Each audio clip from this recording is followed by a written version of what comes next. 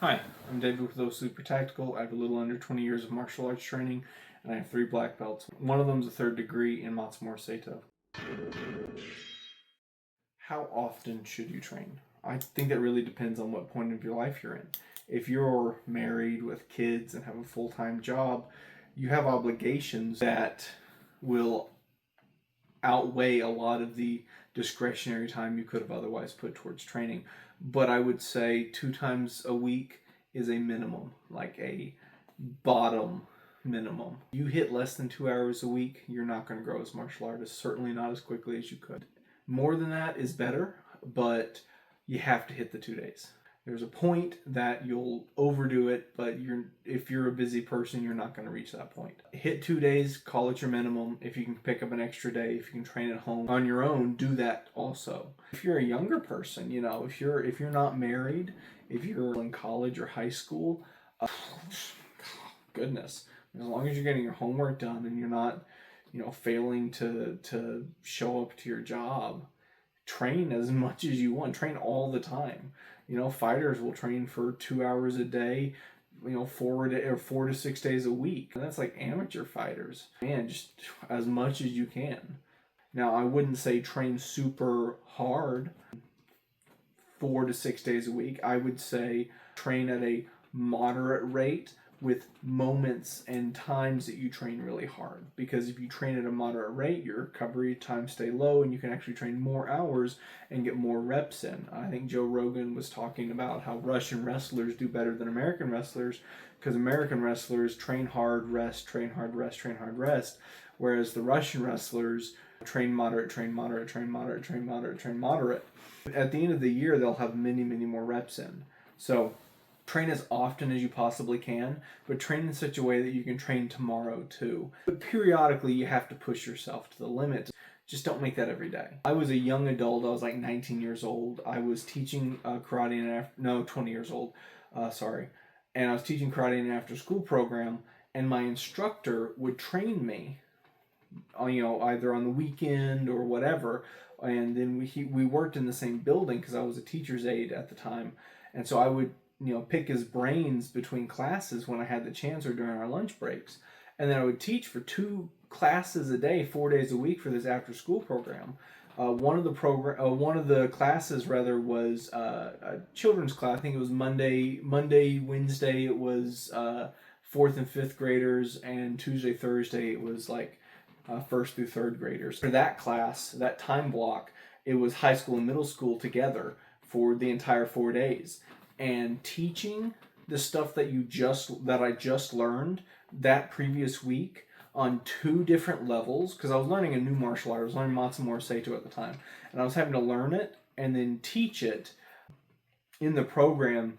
Now, for context, this is a school program, so it wasn't like a dojo and then I came in from the outside. No, it was a school. I got hired, and then I was doing on-the-job training to teach their art. Of course, became my art after I learned it.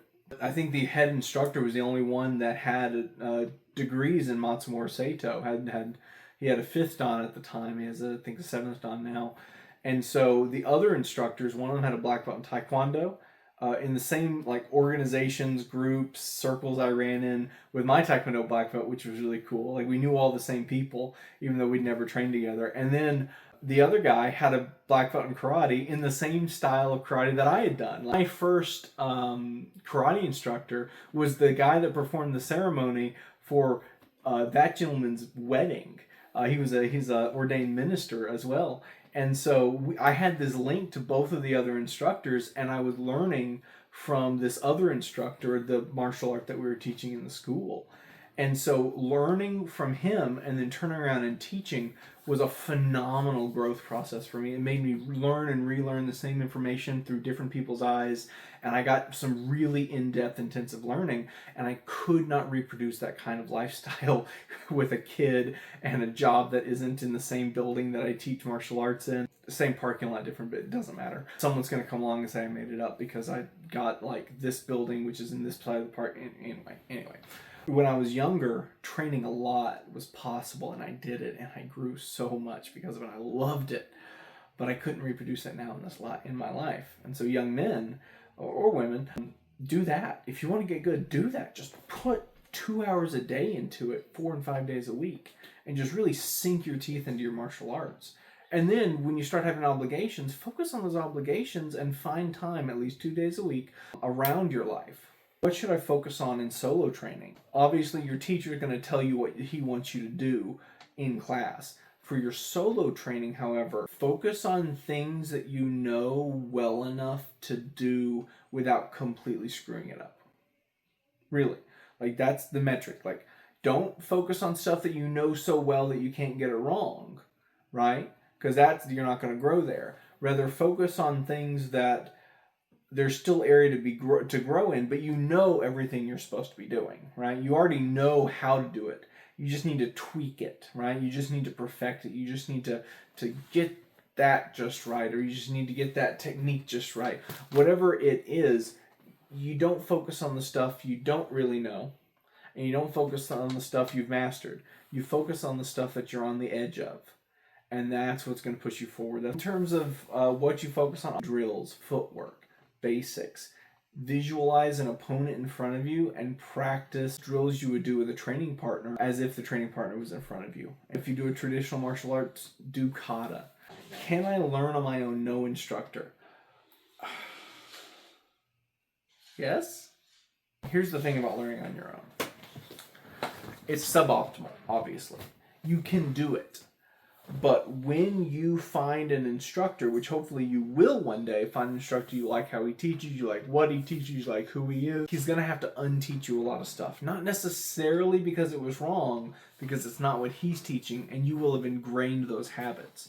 I've had 2 students that did a lot of solo training prior to training with me, and both of them, I've been trying to teach one thing and they're doing something else that's similar, but the thing is they've drilled something similar so many times they can't make their bodies do the new thing because they're so stuck on doing the old. So I would say absolutely yes, you can learn on your own, and it's suboptimal and it could impede your future growth under an instructor.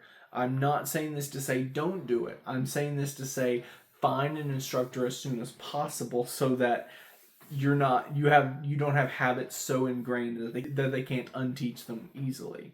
It's not bad to train on your own, but you'll have better results under an instructor.